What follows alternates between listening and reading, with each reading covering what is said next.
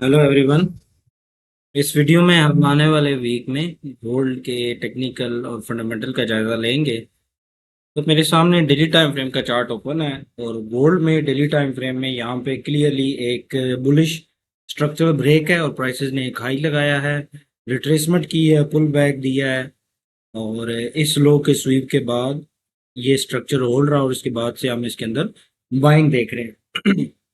तो प्राइस एक directional structure बनाते हुए ऊपर जा रही है। तो अभी डेली टाइम फ्रेम में ये एक सप्लाई का एरिया है जो कि प्राइसेस ब्रेक नहीं कर पा रही थी। तकरीबन काफ़ी रिजेक्शंस मिली हैं इस एरिया पे और इन रिजेक्शंस के बाद प्राइसेस ने एक डिप लिया है।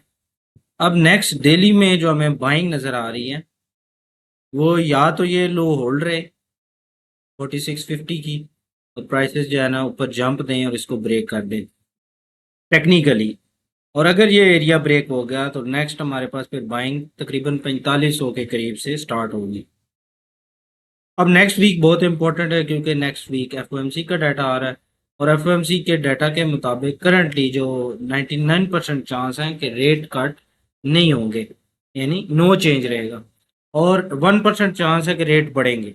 ठीक है, अब ये जो फंडामेंटल सिचुएशन है ये सारी की सारी डिपेंड कर रही है वार के ऊपर। मैंने लास्ट वीक भी बताया था कि फंडामेंटली अभी हम कुछ नहीं कह सकते क्योंकि अगर तो वार हुई तो इन्फ्लेशन बढ़ेगी क्योंकि ऑयल की प्राइसेस स्पाइक करेंगी। अगर ऑयल की प्राइसेस बढ़ेंगी और इन्फ्लेशन बढ़ेगी तो रेट बढ़ने के चांस ज़्यादा होते हैं। तो इसलिए गोल्ड के लिए वीकनेस का साइन है, डॉलर के लिए स्ट्रेंथ का साइन है। अगर वार के जो मामलात हैं वो ठंडे हो जाते हैं तो फिर एटलीस्ट रेट कट ना भी हो तो कम से कम उतने ही रहे जो कि ऑलरेडी कट हुए में रेट, ये 350 to 375 ये ऑलरेडी रेट कट हुए में हमारे पास। तो ये चीज़ पर गोल्ड के लिए बुलिश है, गोल्ड दोबारा अपने जो डेली में उसका वीकली में बुलिश ट्रेंड है उसको कंटिन्यू रखेगा। लेकिन अगर अभी नेक्स्ट ये जो एफ एम सी है इस पे तो रेट कट नहीं होने, लेकिन जो प्रेस कॉन्फ्रेंस होगी वो बहुत इंपॉर्टेंट होगी। आने वाले जो एफएमसी के डाटा हैं उसके बारे में गाइड करेगी कि रेट बढ़ेंगे या कम होंगे या उतने ही रहेंगे। ठीक है, तो या तो रेट कट हो या रेट उतने ही रहें, ये चीज़ गोल्ड के लिए बुलिश रहेगी। लेकिन अगर रेट बढ़ने का ज़रा सा भी उसने प्रेस कॉन्फ्रेंस में हमें इंडिकेशन दी तो ये चीज़ गोल्ड के लिए वीक होगी क्योंकि ऑयल की प्राइसेस जंप करेंगी। टेक्निकली अगर देखा जाए तो जब भी एफओएमसी में कोई रेट कट हो या हाइक हो तो एक दफ़ा प्राइस उसके उलट मूव देती है। तो हाई चांस है, यानी दो सिनेरियोज हैं अभी डेली में, या तो प्राइसेस यहाँ से बुलिश जाएं और अपनी इस ट्रेंड लाइन को टेस्ट करें और यहाँ से हमें एक सेलिंग का मूव देखने को मिले अगर रेट बढ़ते हैं तो। अगर उतने ही रहते हैं या कट होते हैं ये चीज़ तो गोल्ड के लिए बुलिश है। या प्राइसेस दूसरा सिनेरियो है कि यहीं से डिप ले और 4500 पे आए और यहाँ पे फिर हमें कोई रेंज देखने को मिले और यहाँ से बुलिश। बस ये दो ही सिनेरियो हैं जी, क्योंकि गोल्ड में प्राइसेस जो है एक दफ़ा एक बुलिश स्पाइक दे सकती हैं जो कि इस ट्रेंड लाइन तक पॉसिबल है। डेली अभी हमें ये बता रहा है। ठीक है, एक दफ़ा मैं आपको मंथ की कैंडल पे भी ले जाता हूँ और वीक की कैंडल पे भी। एक मिनट। अब हम अगर वीकली कैंडल को देखें तो वीकली कैंडल में थोड़ी बहुत नीचे स्पाइक है जिसका मतलब इसमें थोड़ी बहुत बाइंग हुई है और ऊपर स्पाइक नहीं है और ये एक स्ट्रॉन्ग बेरिश का जो है ना कैंडल होती है, लेकिन इसमें थोड़ी बहुत नीचे स्पाइक है तो प्राइसेस एक पुल बैक ले सकती हैं। अब मंथली कैंडल में जाएं तो हमने एक्सपेक्ट किया था कि जो अप्रैल की कैंडल है वो इसी तरह वीक क्लोज होगी। मई में हमें कोई जो है ना एक बुलिश का मूव देखने को मिल सकता है। अगर अब मई में अब मंथ में जैसे पता 30 दिन होते हैं तो मंथली कैंडल अगर तो बुलिश क्लोज करती है तो ये एक मॉर्निंग स्टार बनाएगी, लेकिन उस मॉर्निंग स्टार में इस कैंडल की हाई का ब्रेकआउट लाजमी, ये नहीं कि ट्रेंड लाइन को टेस्ट करे प्राइस और मंथली कैंडल इसके अंदर क्लोजिंग दे दे, तो ये चीज़ थोड़ी सी वीकनेस बताएगी। तो मंथली कैंडल पर भी नज़र रखना बहुत ज़रूरी होगा, मई की कैंडल बहुत ज़्यादा इंपॉर्टेंट है।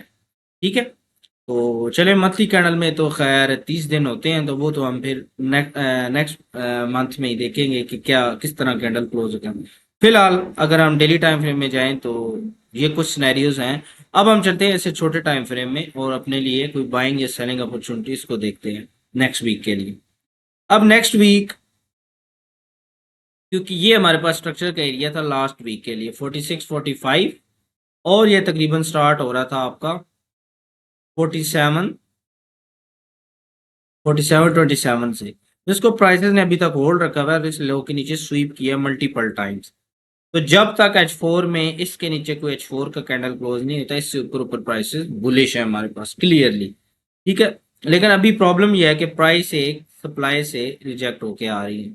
अगर प्राइस सप्लाई से रिजेक्ट होकर आती हैं और इस जोन को ब्रेक कर देती हैं, तो ये H4 में बेरिश का साइन होगा। H4 में प्रॉपर बेरिश साइड पे स्ट्रक्चर शिफ्ट हो जाएगा और ये चीज हमें बता रही है कि गोल्ड वीक है। और दूसरी साइड पे जब तक ये एरिया होल्ड है, प्राइसेस स्वीप किया हुआ है प्राइसेस ने, तो यहाँ से प्राइसेस बुलिश भी जा सकती है। मॉर्निंग स्टार आया हुआ है, प्राइसेस मॉर्निंग स्टार का टेस्ट करके अपर साइड पे मूव दे सकती हैं और फिर प्राइसेस के लिए इन हाइस को टारगेट करना आसान हो जाएगा। अब हम H1 में चलते हैं। H1 में देखते हैं कि क्या सिचुएशन चल रही है। तो H1 में हमें बड़ा खूबसूरत एक हाई राइज हाई लोज का पैटर्न नजर आ रहा है करंटली, और प्राइस एक करेक्शन कर रही है। अगर तो ये करेक्शन यहाँ पे एंड होती है कहीं पे और एक H1 का कैंडल एटलीस्ट 4740 के ऊपर ब्रेकआउट करता है, तो ये चीज़ H1 के लिए बुलिश रहेगी। ठीक है, H1 यहाँ से बुलिश हो जाएगा, और जैसे ही H1 बुलिश होगा, क्योंकि H4 daily weekly already bullish है, तो प्राइसेस को एक फ्यूल मिलेगा और प्राइसेस के लिए इन हाइस को टारगेट करना इजी होगा। H1 में ये सारे हाइस प्राइस किल कर सकती हैं। ठीक है, तो एक अच्छा हमें बुलिश का मूव देखने को मिल सकता है। ठीक है, क्योंकि रेट का जो रेट कट या रेट हाइक का जो भी डिसीजन होगा, उससे ऑपोजिट एक दफा मार्केट जाएगी। क्योंकि अगर सेल होना है तो सेलर्स को एक दफा मार्केट आउट करेगी और फिर वहां से डिप लेगी। ठीक है, तो ट्रेंड लाइन के करीब से हम सेलिंग देखेंगे, लेकिन फिलहाल जब तक H4 होल्ड है हम बायर हैं जी। हाँ, इसके नीचे को कैंडल क्लोज हुआ तो हम सेलिंग देखेंगे 4500 तक। अब सेलिंग के लिए क्या सीन है, अब 30 मिनट में अगर हम जाएं, यानी अगर मंडे को लेट्स सपोज सेलिंग आती है तो उसके लिए क्या सीन है। अब 30 मिनट में आए तो हम देखें कि एच फ्राइडे वाले दिन हम यहाँ से बायर थे, फिर हमने इसके ब्रेकआउट एंड टेस्ट पे बाइंग किए, और अब आप इसको होल्ड करें, एक्सपेक्ट करें कि H1 भी बुलिश हो जाए। अभी M30 के अंदर अगर हम देखें तो ये जो एरिया है ये मंडे को बहुत ज़्यादा इम्पोर्टेंट रहेगा। मैं इसके आपको प्राइसेस बता देता हूँ। ये तकरीबन स्टार्ट हो रहा है आपका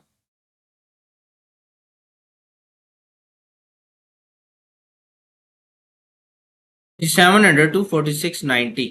ये एरिया बहुत ज़्यादा इंपॉर्टेंट रहेगा मंडे के लिए। अगर मंडे को प्राइसेस इस एरिया को होल्ड रखते हैं, इसके नीचे एक विक लग सकती है इस एरिया तक, यानी प्राइसेस इसके नीचे विक डाउन करें, इस जोन में क्लोजिंग अंदर करें, तो ये एक बुलिश का पैटर्न होगा।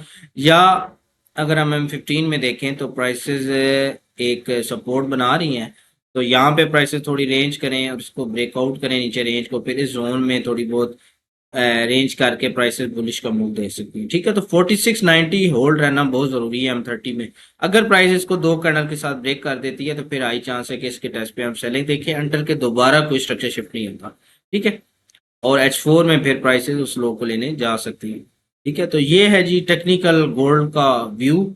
बाकी मजीद लंदन और एनवाई सेशन में हम लाइव स्ट्रीम करते हैं। आप चैनल को सब्सक्राइब करना है, फ्री व्हाट्सएप कम्युनिटी ज्वाइन करना चाहते हैं तो डिस्क्रिप्शन में व्हाट्सएप नंबर मौजूद है, आप रब्ता कर सकते हैं। स्ट्रक्चर क्लासेस भी अगर आप लेना चाहते हैं तो वो भी बैच स्टार्ट है, आप ले सकते हैं। मई का बैच स्टार्ट हो गया है, तो आप जो है ना उसके अंदर एनरोलमेंट करवा सकते हैं। ठीक है, तो बाकी जो है कल लंदन सेशन पे मिलेंगे और मजीद इसको एनालाइज करेंगे, क्योंकि कल ओपनिंग पे ये सारा सिनेरियो होगा। तो अगर तो हमें लंदन सेशन में इसका ब्रेकआउट मिल जाता है तो एनवाई सेशन फिर बुलिश का मोमेंटम जारी रख सकता है, और अगर ये एरिया ब्रेक हो गया तो मजीद रेंज भी हो सकती है और फर्दर डिप आ सकता है और H4 ब्रेक हो सकता है।